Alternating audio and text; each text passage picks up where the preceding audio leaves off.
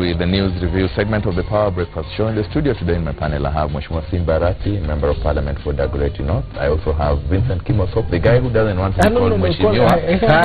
And he's an analyst. I gave you permission. Thank you very much. Mheshimiwa Vincent Kimosop, yes. Thank you very much. He's an analyst. And of course, Deputy Governor Jonathan Mweke, a regular panelist. We really appreciate you for being available. Thank you. Always my pleasure. I cut you short. I'm sorry about that. Yes. A quick recap before we move to Vincent, then we move on. So I was just the issue about the corruption story, and you did bring up a good point about the county governments. I'm not saying there's no corruption in county governments.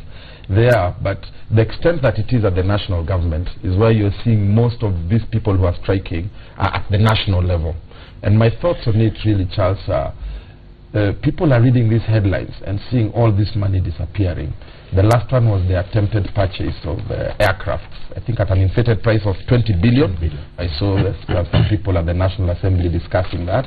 And, you know, the lecturers, the doctors, the nurses are sitting down and they're saying, listen, all we are looking for is 3 billion or 4 billion, and we can see billions are disappearing for people who have not even worked for that money. And I think that's where these strikes are coming from. And people are just saying, listen, since we all can't steal, can you just at least raise our salaries so that we can keep up with the standard of living? Because money is disappearing from public coffers. I think the problem is, those are the symptoms of the problem. The real issue is, for example, the issue of the wage bill. And that conversation we need to have as a country, because, and also the whole element of productivity as a people.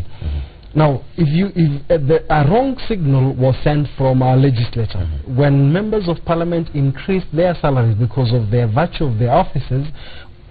What happened? Vincent, sorry to cut you short. I'm getting communication from Lee Funeral Home that the body of former Governor Nyeri Gachagua is about to leave. We want to cross over to Lee Funeral Home and see what's happening there. We'll be back in a short while with the news review, but as it is now, our very own Stephen Leto at the Lee Funeral Home, he earlier on informed us that about 7 governors had already arrived to be able to help in removing the body of Nyeri Gachagua and transporting it all the way to Nyeri, where the requiem is expected to start at around 11 o'clock. Among the governors who are already there include Bomet, Governor Isaac Ruto, John Brutu, Governor Taita Taveta, Josephat Nanok, Governor Turkana. There is a Cabinet Secretary, Mwangi Kiunjuri, is already at the venue, so we are informed. The President, Uhuru Kenyatta, is expected to attend the funeral later on in the day, and you realize this completely disrupts the program for the Devolution Conference that was supposed to kick off today in Naivasha. The conference will officially be open tomorrow, though. Today focus is in Nyeri County for the burial interment of the late Nyeri Gachagua, former governor Nyeri County. He passed on in a London hospital where he had been undergoing treatment. Our very own Stephen Leto, like I told you, is there. And what we can see now on your screen are photos of the body. At the front there is Samuel Omazai, the gentleman right at the front of the coffin. The new Nyeri governor, he took over, he was sworn in immediately, and Nyeri Gachagua passed on, and the body now being removed from inside Lee Funeral Home into the hearse carrier for onward transportation to Nyeri, a journey that will be taking close under 3 hours. They're expected to arrive there at 10 o'clock. There will actually be no viewing of the body along the way, as had been communicated earlier by the family. They will be making short stopovers along the way, but they expect to be in Nyeri by around 10 o'clock in readiness for the requiem mass that is supposed to start off at 11 o'clock, and is estimated to take about 3 hours. Also there, apart from the current Governor Nyeri Omazai, on the left of your screen is Governor Ken Lusaka, and of course on the right is Governor John Mrutu. Behind Governor Mrutu is Governor Oparanya, Governor Isaac Ruto. Behind Governor Kenneth Lusaka is Governor Josephat Nanok, all coming together to give their last respect to their comrade who passed on in a London hospital.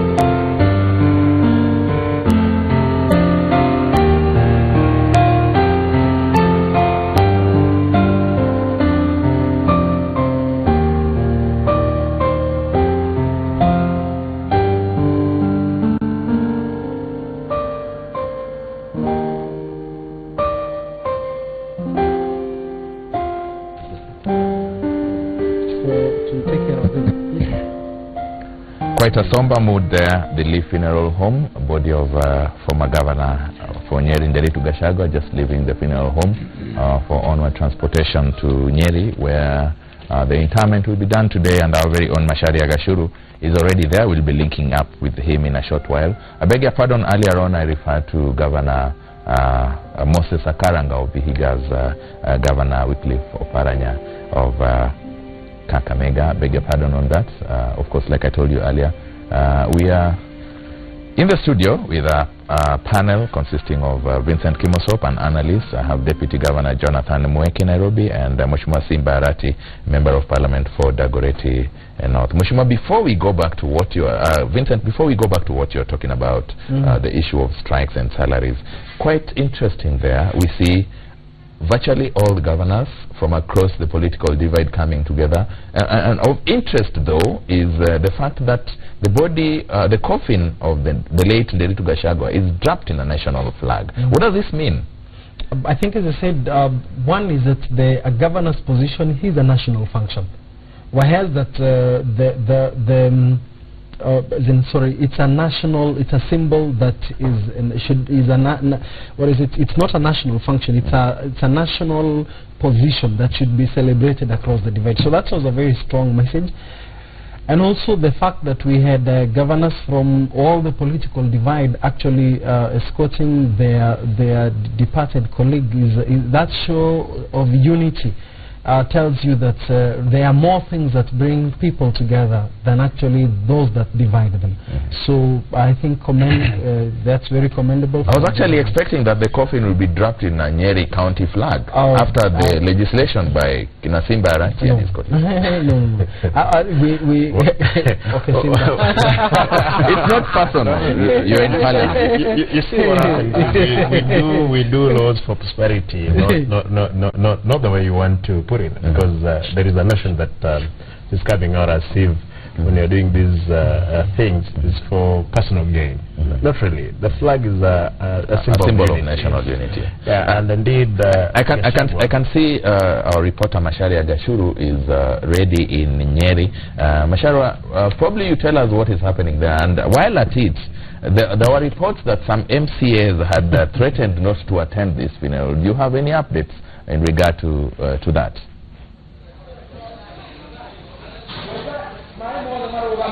A very good morning to Charles, and indeed we're coming to live from Heriga village here in Masera, Nyeri County, and right now preparations are still going on at the final stages of preparations here where the burial will be held. And after the family and those accompanying the body of the late Nderitu Gachagua leaves Lee Funeral Home, they're expected to arrive here at around 10 a.m. and the service will be beginning at around 11, conducted or presided over by the PCA Church here in Heriga. And there were reports about some MCAs threatening not to attend the burial, and yesterday we were able to speak to a section of them, and they still held that position that they will not be attending, citing security concerns. But of course there has been a lot of conflict, a lot of a misunderstanding between the county government and the county assembly, and one of the issues that has been bringing this conflict is the issue of the county secretary. Remember, when Nderitu Gachagua was impeached, that was one of the issues that was raised by the county assembly.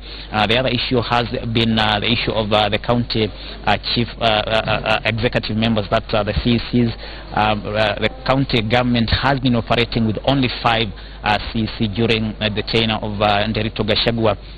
And yesterday we spoke to the new governor, Samuel Omathai, and he says he has since reinstated the 5 CEC, something that is not going well with the MCAs.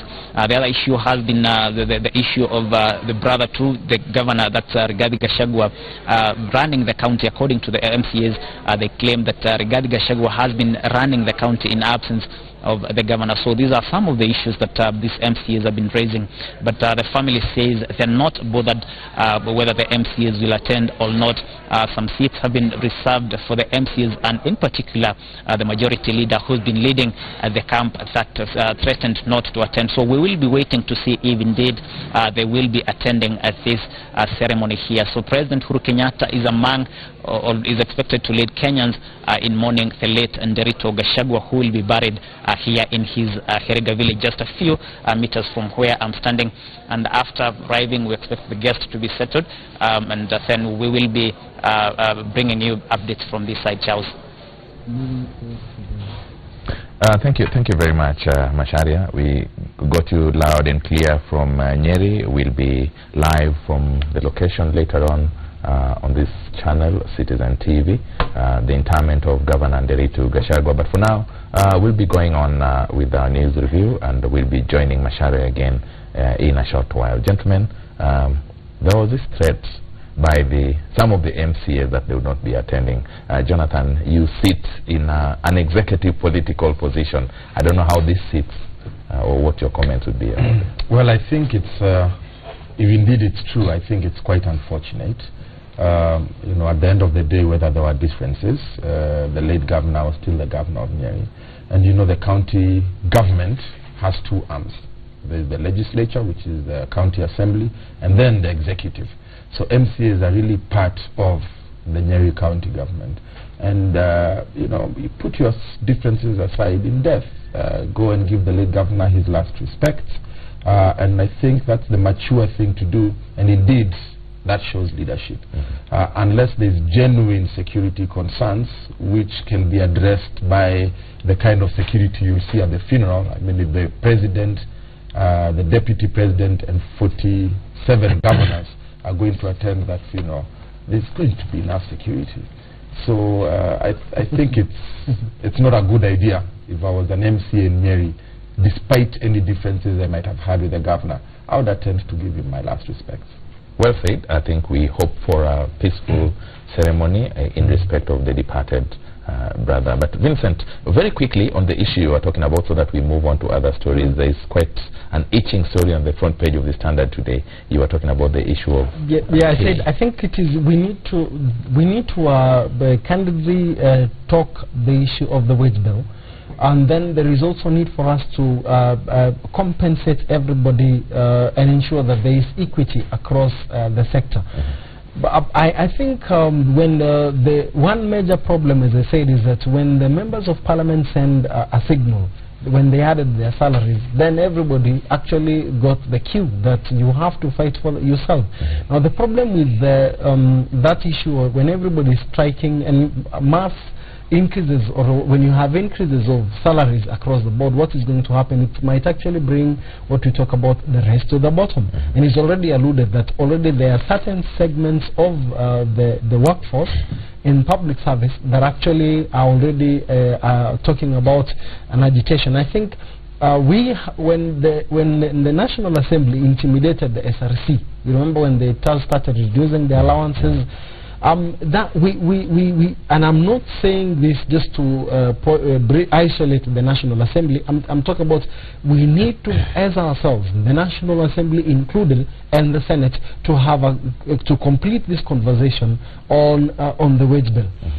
The other thing we need to give SRC some teeth. Not give. They already have teeth. But they're not biting. They just need to. Then the people who are there are not doing their work. You see. They have to arise and take their position. They have stamped their foot on the issue of the doctor strike. You've seen very clearly that's with their work. And so have the doctors. Now,